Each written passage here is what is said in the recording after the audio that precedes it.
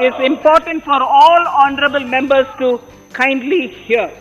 In case of wheat, the total amount paid to farmers in 2013-14 was 33,874 crores.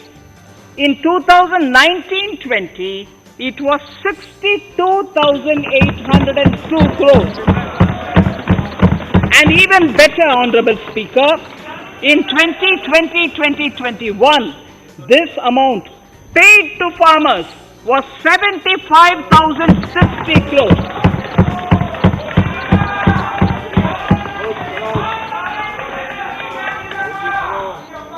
Honorable Speaker, again an important fact, the number of wheat growing farmers that were benefited increased in 2020-21 to 43.36 lakhs compared to 35.57 lakhs in 2019-20.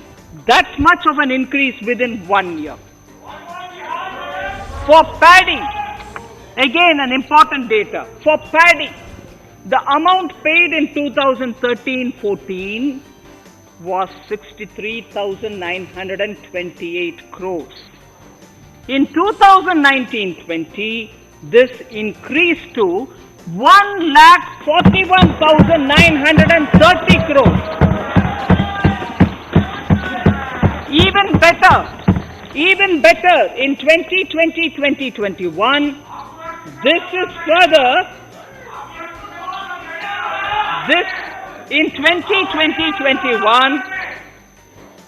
in 2020-21, this is further estimated, and I'm saying this is further estimated because the procurement is ongoing, and therefore I can't give you the final figure. This is further estimated to increase to 1,72,752 crores. The number of farmers benefited increased from 1.24 crores in 2019-20 to 1.54 crores in 2020-21. In the same way, Honorable Speaker, sir, in the case of pulses, the amount paid in 2013-14 was 236 crores. In 2019-20, this was increased to 8,285 crores. Now in 2021, it is at 10,530 crores. More than 40 times increase from 2013-14. The receipts to cotton farmers have seen a stupendous increase from 90 crores in 2013-14 to 25,974 crores I'm giving you data as of 27th January 2021. This is bound to increase. From 90 crores for cotton farmers in 2013-14 to 25,974 crores in 2021. All the details in complete narration is available in Annexure 4 to my speech. Early this year, Honorable Prime Minister had launched the Swamitva scheme. Under this, a record of rights is being given to property owners in villages. Up till now, about 1.80 lakh property owners in 1,241 villages have been provided cards. I propose during 21-22 to extend this to cover all states and union territories. To provide adequate credit to our farmers, I have enhanced the agricultural credit target to 16.5 lakh crores in this year. We will focus on ensuring increased credit flow to animal husbandry, Pashupalan, dairy, and to Matsyakar, to the fisheries. We are enhancing the allocation to the Rural Infrastructure Development Fund from 30,000 crores to 40,000 crores. The Micro Irrigation Fund with a corpus of 5,000 crores has been created under NABARD. I propose to double it by augmenting it by another 5,000 crores. To boost value addition in agriculture and allied products and their exports, the scope of Operation Green Scheme that is presently applicable to only tomatoes, onions and potatoes will be enlarged to include 22 perishable crops. Around 1.68 lakh crore farmers, around 1.68 crore farmers are registered and 1.14 lakh crores of rupees trade value has been carried out through e-NAMs, the National Agricultural Market.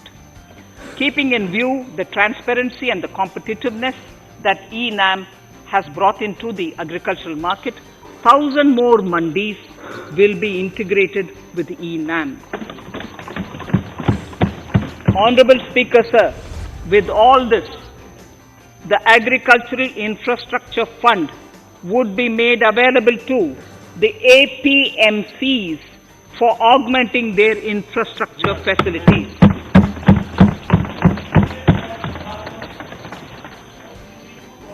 Fisheries. I am proposing substantial investments in the development of modern fishing harbors and fish landing centers. To start with, 5 major fishing harbors, Kochi, Chennai, Visakhapatnam, Paradip and Petua Ghat, will be developed as hubs for economic activity. We will also develop inland fishing harbors and fish landing centers along the banks of rivers and waterways. Seaweed farming is an emerging sector with potential to transform the lives of coastal communities. It will provide large-scale employment and additional incomes. To promote seaweed farming and cultivation, I propose a multi-purpose seaweed park to be established in Tamil Nadu. Migrant workers and laborers. We have launched the One Nation, One Ration Card scheme through which beneficiaries can claim their rations anywhere in the country. Migrant workers in particular benefit from the scheme. Those staying away from their families can partially claim their ration where they are stationed, while their family in their native places can claim the rest. I am happy to inform you that One Nation, One Ration Card plan is under implementation by 32 states and union territories, reaching about 69 crore beneficiaries. That's a total of 86% beneficiaries covered. The remaining 4 states and UTs will be integrated in the next few months. To further extend our efforts towards the unorganized labor force, migrant workers in particular, I propose to launch a portal that will collect relevant information on gig workers, building and construction workers, among others. This will help formulate health, housing, skill, insurance credit and food schemes for all migrant workers. We will conclude a process that began 20 years ago with the implementation of the 4 labor codes. For the first time globally, social security benefits will be extended to gig and platform workers.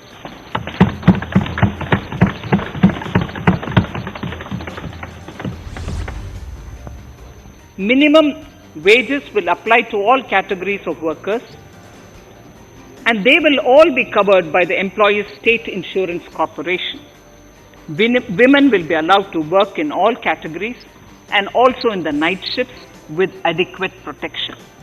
At the same time, compliance burden on employers will be reduced with a single registration and licensing and online returns. Financial inclusion.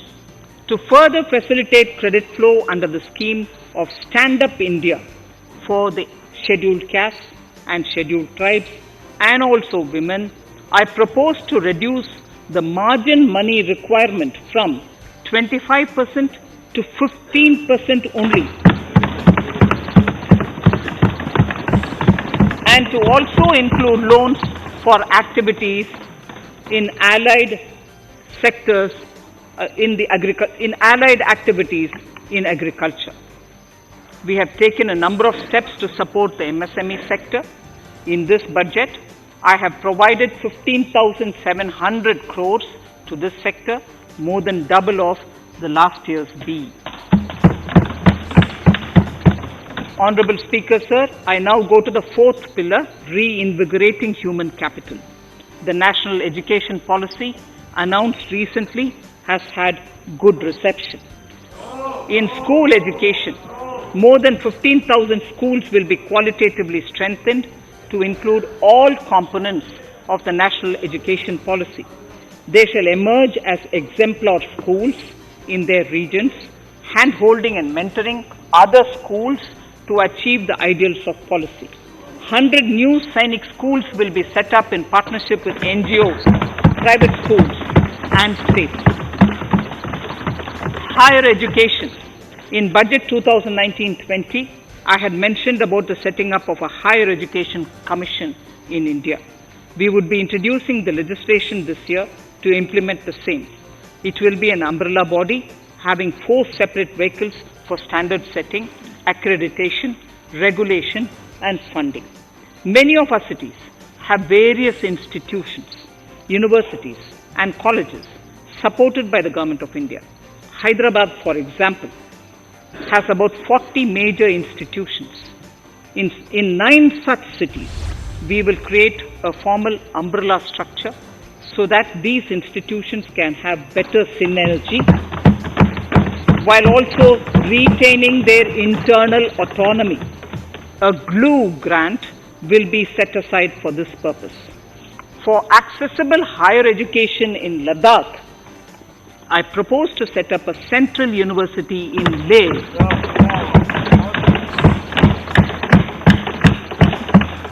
The other important projects to be taken up as a part of the NEP are listed in Annexure 5. Scheduled caste and scheduled tribes welfare.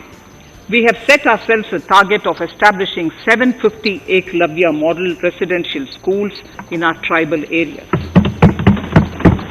I propose to increase the unit cost of each such school from 20 crores, which is what it is now, to 38 crores, and for hilly and difficult areas to 48 crores.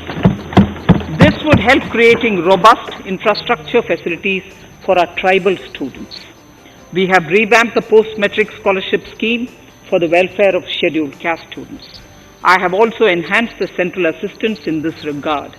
We are allotting 35,219 crores for 6 years till 25-26 to benefit 4 crores scheduled caste students. Skilling. In 2016, we had launched the National Apprenticeship Promotion Scheme. The government proposes to amend the Apprenticeship Act with a view to further enhancing apprenticeship opportunities for our youth. We will realign the existing scheme of National Apprenticeship Training Scheme for providing post-education apprenticeship, training of graduates and diploma holders in engineering. Over 3,000 crores will be provided for this purpose. An initiative is underway, Honorable Speaker, in partnership with the United Arab Emirates to benchmark skill qualifications, assessment and certification, accompanied by the deployment of certified workforce. We also have a collaborative training intertraining program between India and Japan to facilitate transfer of Japanese industrial and vocational skills, techniques and knowledge. We will take forward this initiative with many more countries also.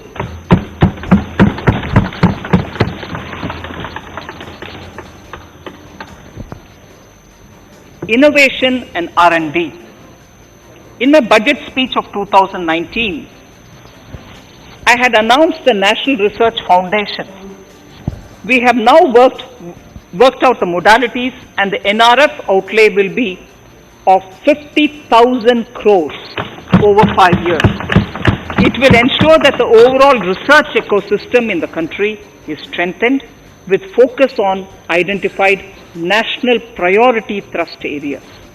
There has been a manifold increase in digital payments in the recent past. To give a further boost to digital transactions, I earmark 1,500 crores for a proposed scheme that will provide financial incentive to promote digital mode of payment. A new initiative, National Language Translation Mission. This will enable the wealth of governance and policy related knowledge on the internet being made available in major Indian languages.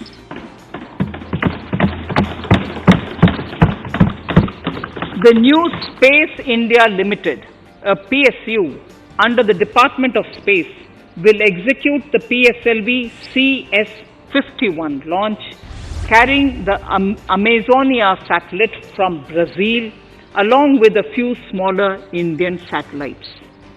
As part of the Gaganyaan mission activities, 4 Indian astronauts are being trained on generic spaceflight aspects in Russia. The first unmanned launch is slated for December 2021. Our oceans are a storehouse of living and non-living resources. To better understand this realm, we will launch a deep ocean mission with a budget outlay of more than 4,000 crores over 5 years. This mission will cover deep ocean survey exploration and projects for the conservation of deep sea biodiversity. I come to the 6th pillar, Honorable Speaker, minimum government, maximum governance. Honorable Speaker, sir, this is the last of the 6 pillars. This will outline plans for reforms in one of our core principles of minimum government, maximum governance. ധനമന്ത്രി Nirmala Sitharaman budget അവതരിപ്പിച്ചുകൊണ്ടിരിക്കുകയാണ്. ഇതുവരെ അവതരിപ്പിച്ച പ്രധാന പോയിന്റുകളിലേക്ക്.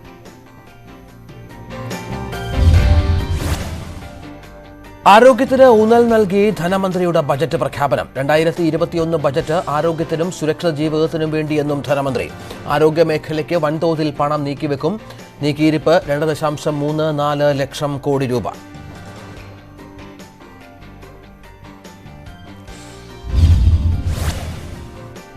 Covid വാക്സിന് 30,000 കോടി. ആരോഗ്യമേഖലയിൽ 137% അധിക വകയിരുത്തൽ. പ്രതിരോധത്തിനും ചികിത്സയ്ക്കും സുഖജീവിതത്തിനും ഊന്നൽ. പ്രധാനമന്ത്രിയുടെ ആത്മനിർഭർ ഭാരത് സ്വാസ്ഥ്യ യോജന പ്രഖ്യാപിച്ച ധനമന്ത്രി. പദ്ധതിക്കായി 64,180 കോടി. സ്വാസ്ഥ്യ യോജന, നാഷണൽ ഹെൽത്ത് മിഷന് പുറമെ ദേശീയ ആരോഗ്യ മിഷൻ ഇതോടൊപ്പം തുടരും. തെരഞ്ഞെടുപ്പ് വരുന്ന സംസ്ഥാനങ്ങളിൽ വൻകിട റോഡ് പദ്ധതികൾ. തമിഴ്നാട്ടിൽ 1.03 ലക്ഷം കോടിയുടെ റോഡ് വികസനം. ബംഗാളിലും 2 ലക്ഷം കോടിയുടെ റോഡ് പ്രഖ്യാപനം. അസമിലും 1.5 ലക്ഷം കോടിയുടെ റോഡുകൾ. കേരളത്തിന് 65,000 കോടി രൂപയുടെ റോഡുകൾ. 1,100 കിലോമീറ്റർ ദേശീയപാത വികസനം സാധ്യമാക്കും. മുംബൈ കന്യാകുമാരി പാതയ്ക്ക് 600 കോടി. പാത കേരളം വഴി പോകുന്നത്. റോഡ് വികസനത്തിന് പുതിയ ചരക്ക് ഇടനാഴികൾ. മധുര കൊല്ലം ഇടനാഴി പ്രഖ്യാപിച്ച് ധനമന്ത്രി. കൊച്ചി മെട്രോ 2ാം ഘട്ടത്തിന് കേന്ദ്ര ഫണ്ട്. കാക്കനാട് വരെയുള്ള മെട്രോ 2ാം ഘട്ടത്തിന് 1957 കോടി. 11.5 കിലോമീറ്റർ മെട്രോ നീട്ടും. കൊച്ചി ഷിപ്പിംഗ് ഹാർബർ വികസനം പ്രഖ്യാപിച്ചു. രാജ്യത്ത് 5 ഷിപ്പിംഗ് ഹാർബർ വികസിപ്പിക്കാനുള്ള പദ്ധതിയിൽ കൊച്ചിയും ചെന്നൈയും വിശാഖപട്ടണവും പട്ടികയിൽ. തുറമുഖങ്ങളിൽ സ്വകാര്യവൽക്കരണം. മേജർ തുറമുഖങ്ങളിൽ സ്വകാര്യ പങ്കാളിത്തം പ്രഖ്യാപിച്ചു. കൊച്ചി ഉൾപ്പെടെയുള്ള മേജർ തുറമുഖങ്ങൾക്ക് ബാധകം. തുറമുഖങ്ങളിൽ വൻതോതിൽ നിക്ഷേപവും തൊഴിൽ അവസരവും. 1.15 ലക്ഷം പുതിയ തൊഴിൽ തുറമുഖങ്ങൾ വഴി. കപ്പലുകൾ പൊളിക്കാനുള്ള യാർഡുകൾ ആഗോള നിലവാരത്തിലെത്തി. അടിസ്ഥാന സൗകര്യ വികസനത്തിന് 3 പ്രഖ്യാപനങ്ങൾ. അടിസ്ഥാന സൗകര്യ വികസനത്തിന് വായ്പ നൽകാൻ പ്രത്യേക സ്ഥാപനം. 5 ലക്ഷം കോടി രൂപയുടെ വായ്പ 3 വർഷം കൊണ്ട് നൽകും. നിക്ഷേപം എളുപ്പമാക്കാൻ national monetisation pipeline, railway ചരക്ക് ഇടനാഴികൾ സ്വകാര്യവൽക്കരിക്കും, ഗെയിൽ, എയർപോർട്ട് അതോറിറ്റി, വെയർഹൌസുകൾ എന്നിവയിൽ കൂടുതൽ നിക്ഷേപം.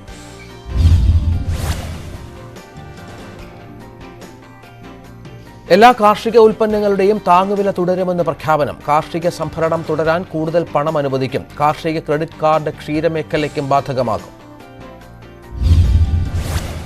സമ്പൂർണ്ണ ധനകാര്യ ഘടനാ മാറ്റം പ്രഖ്യാപിച്ച ധനമന്ത്രി. സെബി, ഇൻഷുറൻസ് മേഖലകളിൽ പുതിയ നിയമനിർമ്മാണം. നിക്ഷേപം സുഗമമാക്കാൻ വമ്പൻ പ്രഖ്യാപനങ്ങൾ. ഓഹരി വിറ്റൊഴിക്കൽ തുടരും. വിറ്റഴിക്കുക 1,70,000 കോടിയുടെ ഓഹരി. എയർ ഇന്ത്യ, ഷിപ്പിംഗ് കോർപ്പറേഷൻ എന്നിവയുടെ വിൽപ്പന ഈ വർഷം പൂർത്തിയാക്കും.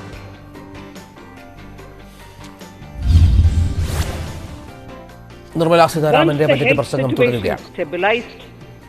And the lockdown was being slowly lifted, we switched to ramping up government spending so as to revive domestic demand. As a result, against an original BE expenditure of 30.42 lakh crores for 2020-21, our RE estimates are 34.50 lakhs. 30.42 now within the year going up to 34.5 lakh crores. We have maintained quality of expenditure. The capital expenditure estimated in the RE is 4.39 lakh crores as against 4.12 lakh crores in the BE stage. So the beginning of the year we had marked only 4.12 lakh, whereas it is 4.39 lakh crores as we end the year. Fiscal deficit in RE 2020-2021 is pegged at 9.5% of the GDP. Fiscal deficit in RE 2020-2021 is pegged at 9.5% of GDP. We have funded this through government borrowings, multilateral borrowings, small saving funds, and short-term borrowings. We would need another 80,000 crores, for which we would be approaching the market in these 2 months. We would be needing another 80,000 crores, for which we would be approaching the market in these 2 months. To ensure that the economy is given the required push, our BE estimates for expenditure in 21-22 are 34.83 lakh crores. This includes 5.54 lakh crores as capital expenditure, an increase of 34.5% over the BE figure of 2020-2021. The fiscal deficit in BE 21-22 is estimated to be 6.8% of the GDP. The gross borrowing from the market for the next year would be around 12 lakh crores. We plan to continue with our path of fiscal consolidation and intend to reach the fiscal deficit level below 4.5% of the GDP by 2025-2026, with a fairly steady decline over the period. We hope to achieve the consolidation by first increasing the buoyancy of tax revenue through improved compliance, and secondly by increased receipts from monetization of assets, including public sector enterprises and land. The Contingency Fund of India is being proposed to be augmented. The Contingency Fund of India is being proposed to be augmented from 500 crores to 30,000 crores through finance bill. In accordance with the views of the 15th Finance Commission, we are allowing a normal ceiling of net borrowing for the states at 4% of GSDP for the year 21-22. A portion of this ceiling will be earmarked to be spent on incremental capital expenditure. Additional borrowing ceiling of 0.5% of the GSDP will also be provided, subject to conditions. States will be expected to reach a fiscal deficit of 3% of GSDP by 2023-24 as recommended by the 15th Finance Commission. In the July 2019-20 budget, I introduced the Statement 27 on extra budgetary resources. It disclosed the borrowings of the government agencies that went towards funding Government of India schemes and whose repayment burden was on the government. In my 2020-21 budget, I enhanced the scope and coverage of that statement by including the loans provided by government to the FCI, the Food Corporation of India. Taking a step further in this direction, I propose to discontinue the NSSF loan to FCI for food subsidy, and accordingly, budget provisions have been made in RE 2020-21 and in the BE 2021-22.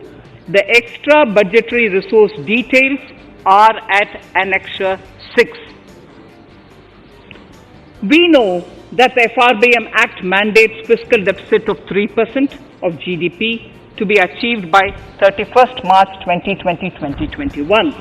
The effect of this year's unforeseen and unprecedented circumstances has necessitated the submission of a deviation statement under Sections 4 of Subclause 5 and Section 7, Subclause 3b of the FRBM Act, which I am laying on the table of the House as part of the FRBM documents.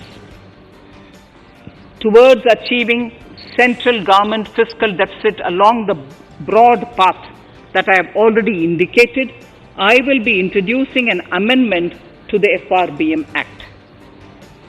Honorable Speaker, on the 9th of December 2020, the 15th Finance Commission submitted its final report covering the period 2021 to 2026 to the Rashtrapati Ji.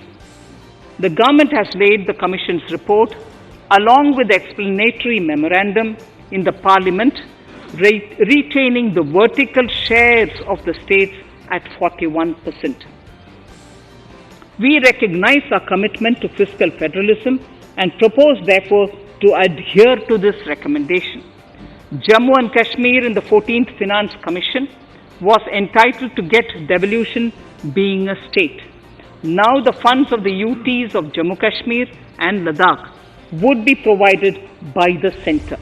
I have also provided on the Commission's recommendation 1,18,452 crores as revenue deficit grant to 17 states in 21-22 as against 74,340 crores to 14 states in 2020-21. Honorable Speaker, I would now move to Part B of my speech.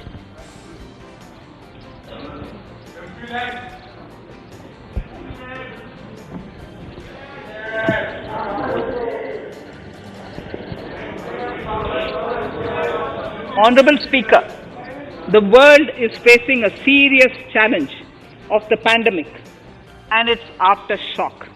In these trying times, when many economies are struggling to revive, our people and our industry have exhibited remarkable resilience. As I mentioned already, post-pandemic, a new world order seems to be emerging, one in which Asia is poised to occupy a prominent position, and India will have a leading role therein. In this scenario, our tax system has to be transparent, efficient, and should promote investments and employment in our country. At the same time, it should put minimum burden on our taxpayers. I borrow the words of Thiruvalluvar, the saint. Yetralum, Eatalum, Kathalum, Katha Vaguthalum, Nalla Valladarasu. A king or a ruler is the one who creates and acquires wealth, protects and distributes it for common good. Tirukkural. Direct tax proposals. Keeping this in mind, the words of Tirukkural, our government introduced a series of reforms in the direct tax system for the benefit of our taxpayers and economy. Few months prior to the pandemic, in order to attract investments, we slashed our corporate tax rate to make it among the lowest in the world. The dividend distribution tax too was abolished. The burden of taxation on small taxpayers was eased by increasing rebates.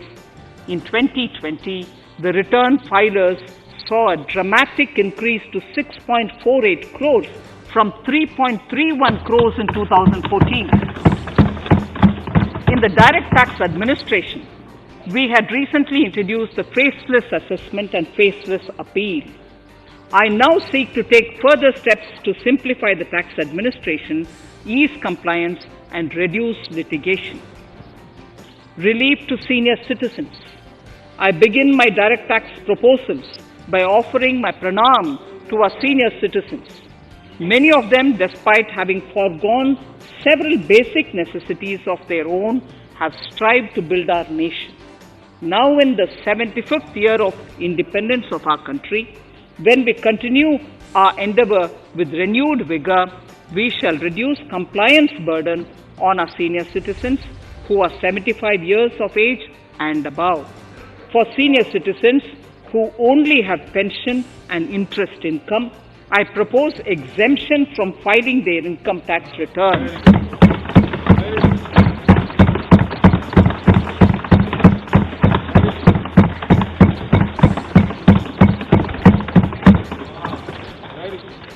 The paying bank will deduct the necessary tax on their income. Reduction in time for income tax proceedings. This is a very key announcement if you are asking. Honourable Speaker, presently an assessment can be reopened up to 6 years and in serious tax fraud cases for up to 10 years. As a result, taxpayers have to remain under uncertainty for a very long time. I therefore propose to reduce this time limit for reopening of assessments to 3 years from the present 6 years.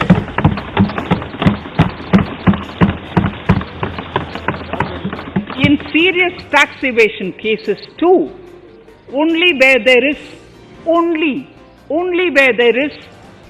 evidence of concealment of income of 50 lakh or more in a year.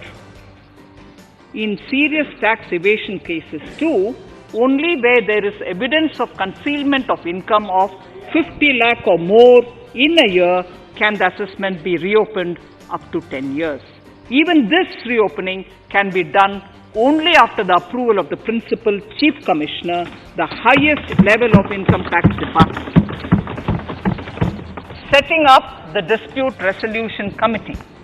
Honourable Speaker, it has been the resolve of this government to reduce litigation which mars the present taxation system. The government came out with the Direct Taxation Vivad Se Vishwas scheme to give taxpayers an opportunity to settle long-pending disputes and be relieved to further strain on their time and resources.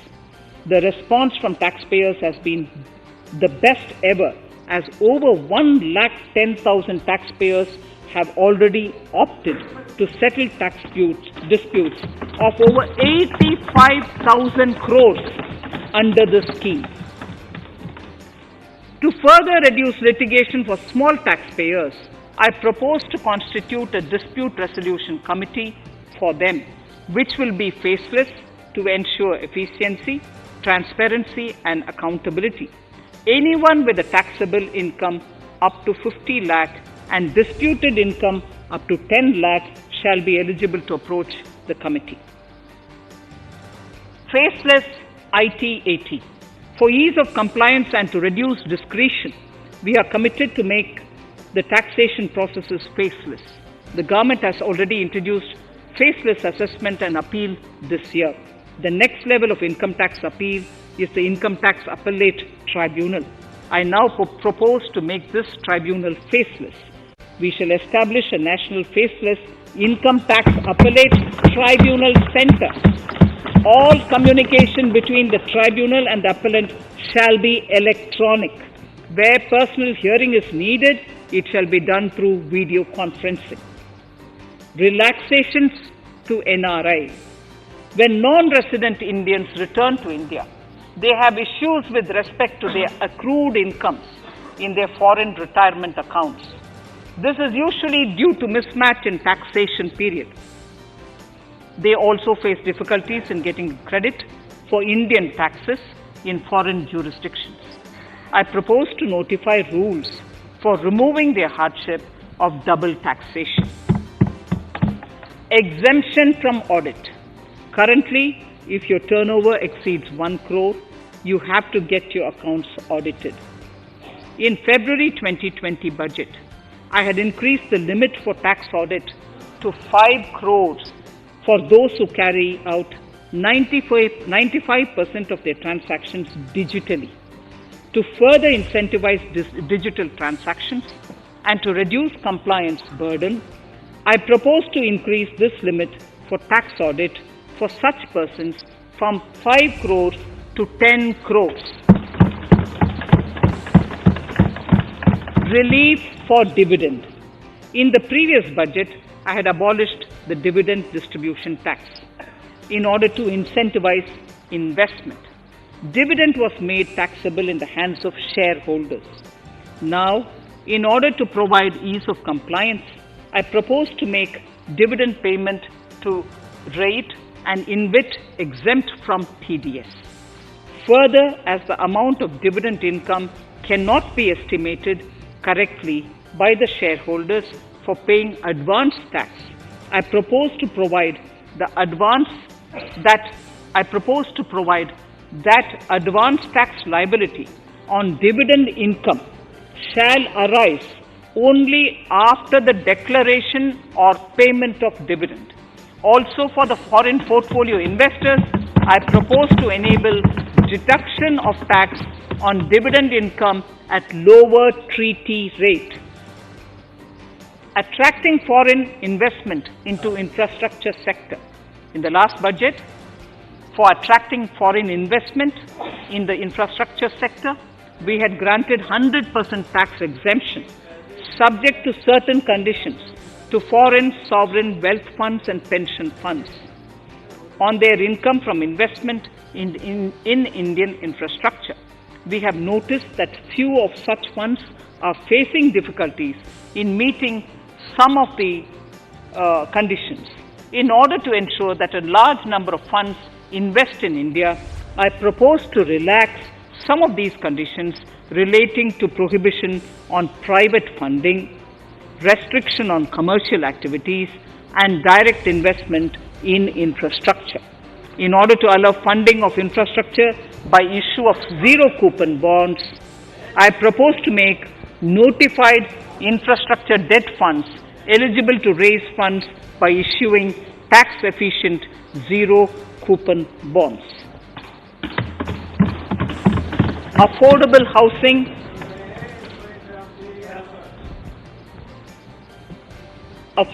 housing and rental housing. This government sees housing for all and affordable housing as priority areas. In July 2019 budget, I provided an additional deduction of interest amounting to 1.5 lakh for loan taken to purchase an affordable house. I propose to extend the eligibility of this condition by 1 more year to 31st March 2022. The additional deduction of 1.5 lakh shall therefore be available for loans taken up to 31st March 2022 for the purchase of affordable houses. Further, to keep up the supply of affordable houses, I propose that the affordable housing projects can avail a tax holiday for 1 more year till 31st March 2022. These are available now for projects also. We are committed to promote supply of affordable rental housing for migrant workers. For this, I propose to allow tax exemption for notified affordable rental housing projects. Tax incentives to Ifsc.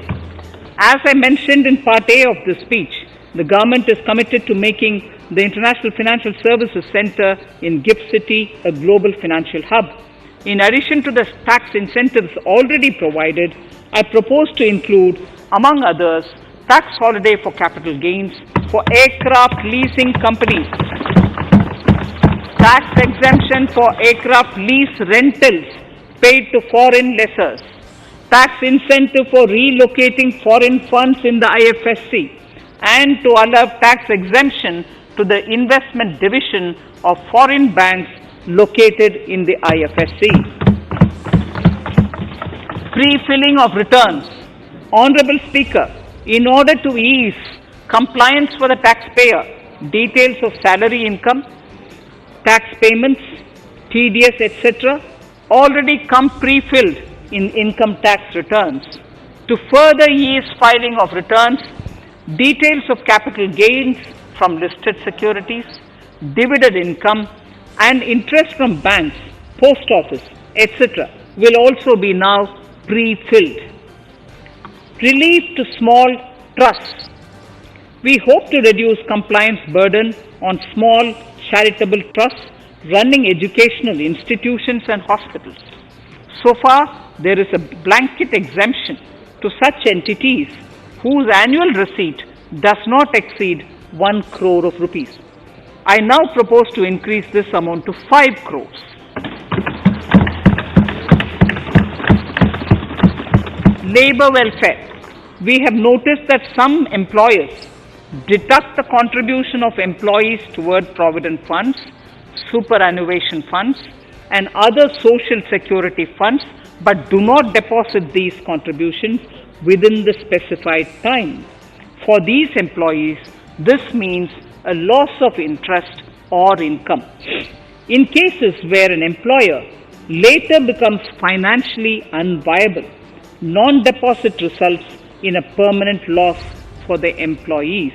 In order to ensure that employees' contributions are deposited on time, I reiterate that the late deposit of employees' contribution by the employer will not be allowed as deduction to the employer.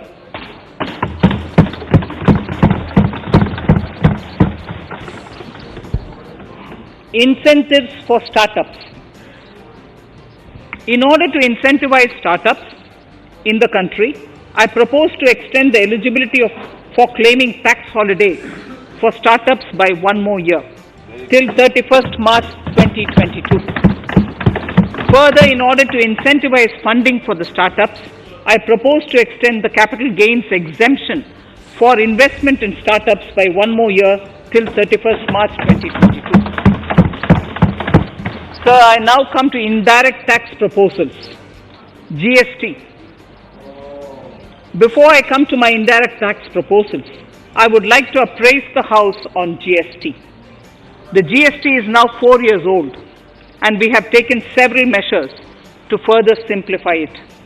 Some of the measures include nil return through SMS, quarterly return and monthly payment for small taxpayers, electronic invoice system, validated input tax statements, pre-filled editable GST return, and staggering of returns filing. The capacity of GST and system has also been enhanced. We have also deployed deep analytics and artificial intelligence to identify tax evaders and fake billers and launched special drives against them. The results speak for themselves.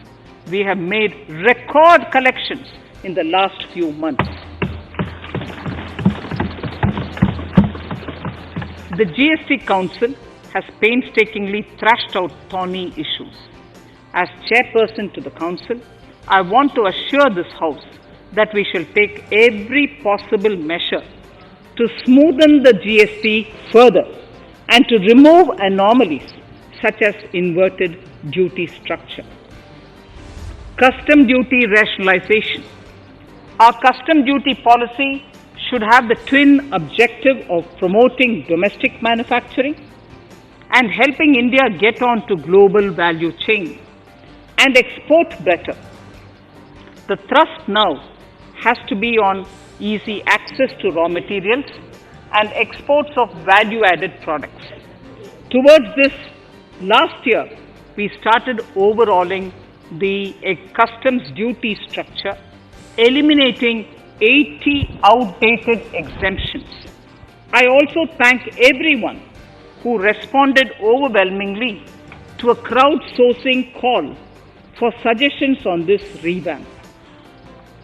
I now propose to review more than 400 old exemptions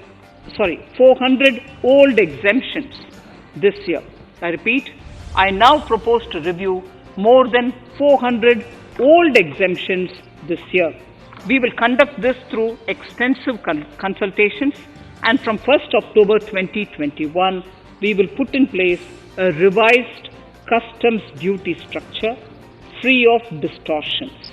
I also propose that any new customs duty exemptions, therefore, henceforth will have validity up to 31st March following 2 years from the date of the issue. Electronic and mobile phone industry. Domestic electronic manufacturing has grown rapidly. We are now exporting items like mobiles and chargers. For greater domestic value addition, we are withdrawing a few exemptions on part of chargers and sub-parts of mobiles. Further, some parts of mobiles will move from nil rate to a moderate 2.5%. Iron and steel. MSMEs and other user industries have been severely hit by a recent sharp rise in iron and steel prices. Therefore, we are reducing customs duty uniformly to 7.5% on semis, flats, and long products of non-alloy, alloy, and stainless steels. To provide relief to metal recyclers, mostly MSMEs, I am exempting duty on steel scrap for a period up to 31st March 2022. Further, I am also revoking ADD and CVD on certain steel products. Also, to provide relief to copper recyclers, I am reducing duty on copper scrap from 5% to 2.5%. Textiles. The textile sector generates employment and contributes significantly to the economy. There is a need to rationalize duties on raw material inputs to man-made textiles. We are now bringing nylon chain on par with polyester and other man-made fibers. We are uniformly reducing the BCD rates on caprolactam, nylon chips, nylon fiber, and yarn to 5%. This will help the textile industry, MSMEs, and also overall exports. Chemicals.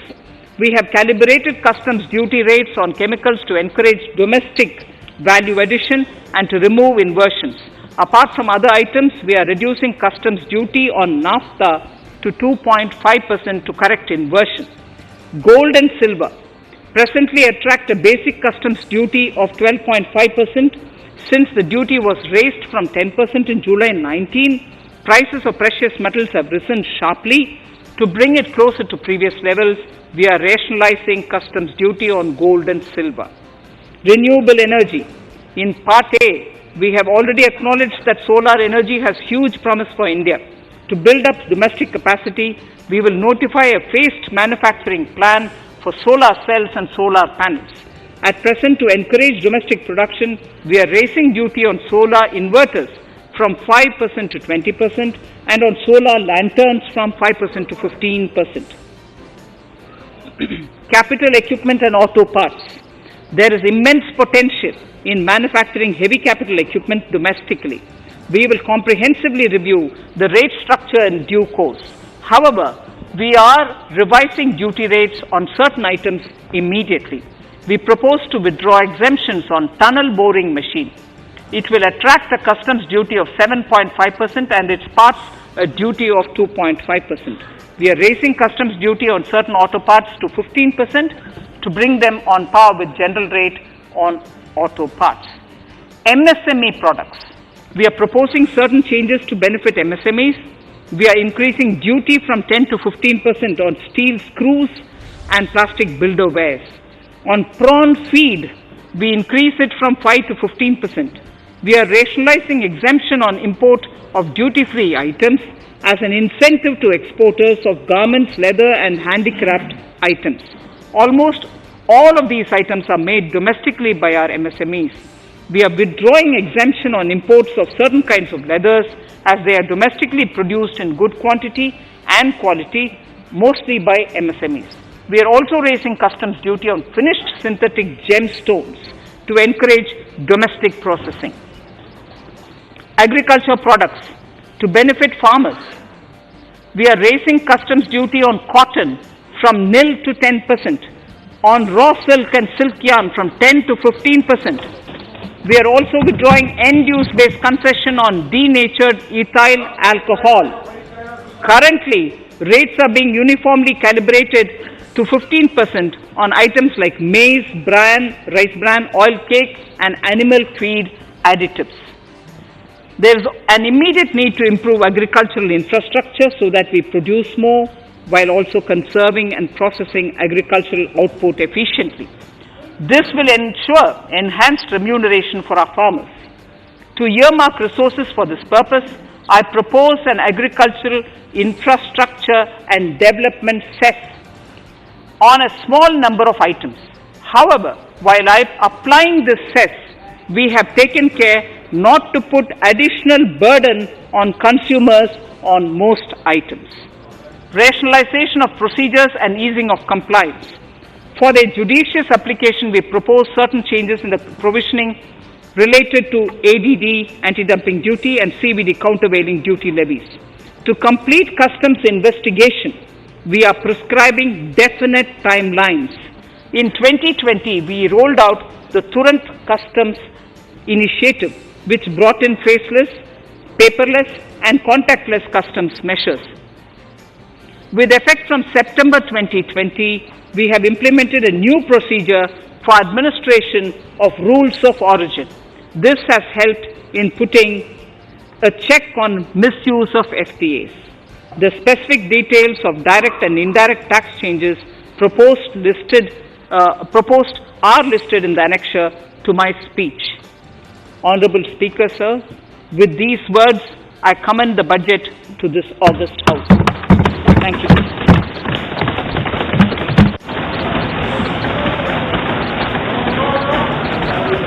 Item number 1, माननीय मंत्री जी, item number 1. Sorry, I don't have it with me. Sir, I wish to place on table the 15th Finance Commission report.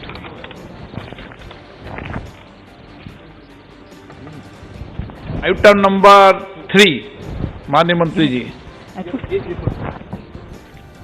ധനമന്ത്രിയുടെ budget പ്രസംഗം അവസാനിച്ചു. സുപ്രധാന പ്രഖ്യാപനങ്ങൾ ബജറ്റിലുണ്ട്. നമുക്ക് ചില പ്രധാന ഇതുമായി ബന്ധപ്പെട്ട ചില പ്രധാന കാര്യങ്ങൾ, ബജറ്റ് പ്രഖ്യാപനത്തിലെ പ്രധാന കാര്യങ്ങളിലേക്ക് പോകാം. വളരെ പെട്ടെന്ന്. ആരോഗ്യത്തിന് ഊന്നൽ നൽകി ധനമന്ത്രിയുടെ ബജറ്റ് പ്രഖ്യാപനം. 2021 ബജറ്റ് ആരോഗ്യത്തിനും സുരക്ഷിത ജീവിതത്തിനും വേണ്ടിയെന്നും ധനമന്ത്രി. ആരോഗ്യമേഖലയ്ക്ക് വൻതോതിൽ പണം നീക്കിവെച്ചു. നീക്കിയിരിപ്പ് 2.34 ലക്ഷം കോടി രൂപ. കോവിഡ് വാക്സിന് 35,000 കോടി. ആരോഗ്യമേഖലയിൽ 137% അധിക വകയിരുത്തൽ. പ്രതിരോധത്തിനും ചികിത്സയ്ക്കും സുഖജീവിതത്തിനും ഊന്നൽ. പ്രധാനമന്ത്രിയുടെ ആത്മനിർഭർ ഭാരത് സ്വാസ്ഥ്യ യോജന പ്രഖ്യാപിച്ച ധനമന്ത്രി. പദ്ധതിക്കായി 64,180 കോടി. സ്വാസ്ഥ്യ യോജന, നാഷണൽ ഹെൽത്ത് മിഷന് പുറമെ ദേശീയ ആരോഗ്യ മിഷൻ ഇതോടൊപ്പം തുടരും. തെരഞ്ഞെടുപ്പ് വരുന്ന സംസ്ഥാനങ്ങളിൽ വൻകിട റോഡ് വികസന പദ്ധതികൾ. തമിഴ്നാട്ടിൽ 1.03 ലക്ഷം കോടിയുടെ റോഡ് വികസനം. ബംഗാളിലും 2 ലക്ഷം കോടിയുടെ റോഡ് പ്രഖ്യാപനം. അസമിലും 1.5 ലക്ഷം കോടിയുടെ റോഡുകൾ. കേരളത്തിന് 60,000 കോടിയുടെ റോഡുകൾ. 1100 കിലോമീറ്റർ ദേശീയപാത വികസനം സാധ്യമാക്കും. മുംബൈ കന്യാകുമാരി പാതയ്ക്ക് 600 കോടി. പാത കേരളം വഴി പോകുന്നത്.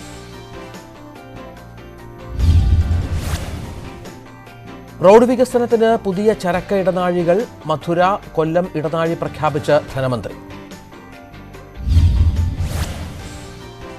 കൊച്ചി മെട്രോ രണ്ടാം ഘട്ടത്തിന് കേന്ദ്ര ഫണ്ട്. കാക്കനാട് വരെയുള്ള മെട്രോ രണ്ടാം ഘട്ടത്തിന് 1957 കോടി. 11.5 കിലോമീറ്റർ മെട്രോ നീട്ടും.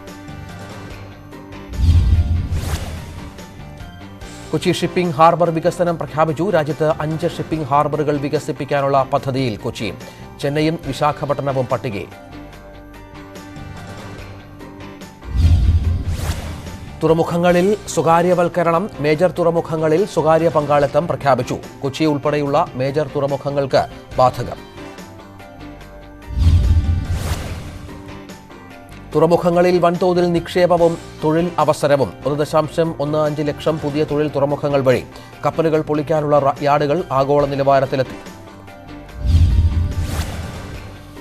അടിസ്ഥാന സൗകര്യ വികസനത്തിന് 3 പ്രഖ്യാപനങ്ങൾ. അടിസ്ഥാന സൗകര്യ വികസനത്തിന് വായ്പ നൽകാൻ പ്രത്യേക സ്ഥാപനം. 5 ലക്ഷം കോടി രൂപയുടെ വായ്പ 3 വർഷം കൊണ്ട് നൽകും.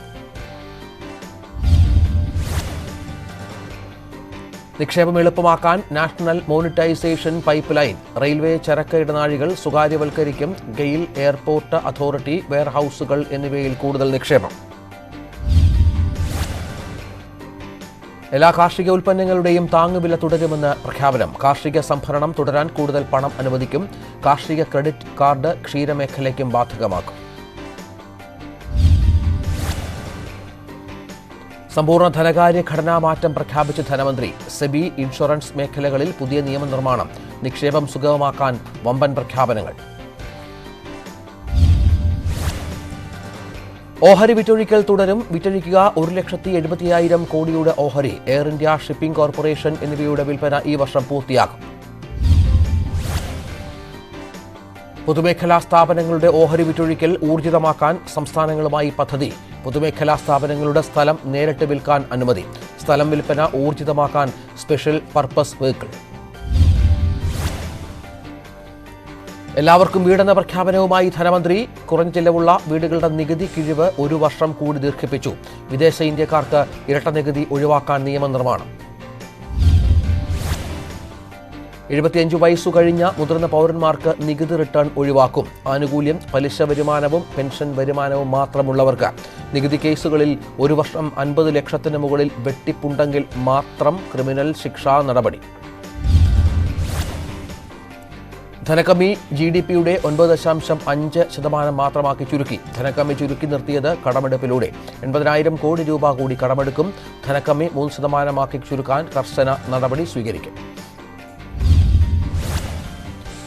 34 ലക്ഷം കോടി രൂപ കൂടി അടുത്ത വർഷം കൂടുതലായി ചെലവഴിക്കും. 12 ലക്ഷം കോടി രൂപ അടുത്ത വർഷം വിപണിയിൽ നിന്ന് കടമെടുക്കും. ബജറ്റിന് പുറത്തുനിന്നും പണം സമാഹരിക്കാനുള്ള പദ്ധതി നടപ്പാക്കും.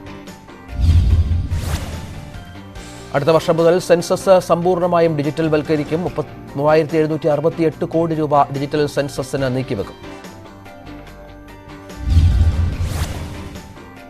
സ്കൂൾ ഉന്നത വിദ്യാഭ്യാസ പരിഷ്കാരത്തിന് നിയമനിർമ്മാണം. ഉന്നത വിദ്യാഭ്യാസ നിയന്ത്രണ സ്ഥാപനം ഈ വർഷം തന്നെ നടപ്പാക്കും. അക്രഡിറ്റേഷൻ, റേറ്റിംഗ് എന്നിവ നൽകാൻ കേന്ദ്രീകൃത സംവിധാനം.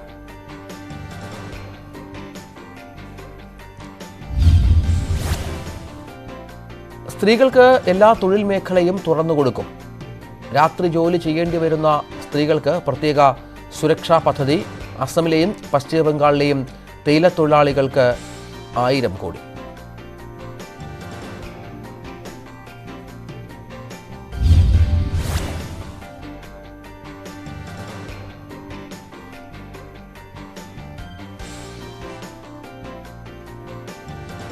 അതിഥിത്തൊഴിലാളികൾക്ക് പുറമെ നിർമ്മാണ തൊഴിലാളികൾക്കും പോർട്ടൽ. തൊഴിലും കൂലിയും വിതരണം ചെയ്യാൻ പോർട്ടൽ വഴി സംവിധാനം. എല്ലാ മേഖലയിലെയും തൊഴിലാളികൾക്ക് മിനിമം വേതനം ഉറപ്പാക്കും.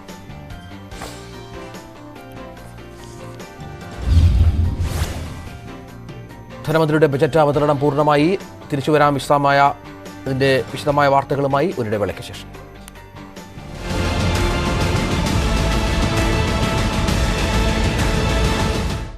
ഈ പരിപാടി നിങ്ങൾക്കായി സമർപ്പിക്കുന്നത് 16 channels, 15 languages, 26 states, 1,200 plus reporters, 66.9 crore viewers. India's largest news network, News 18 Network.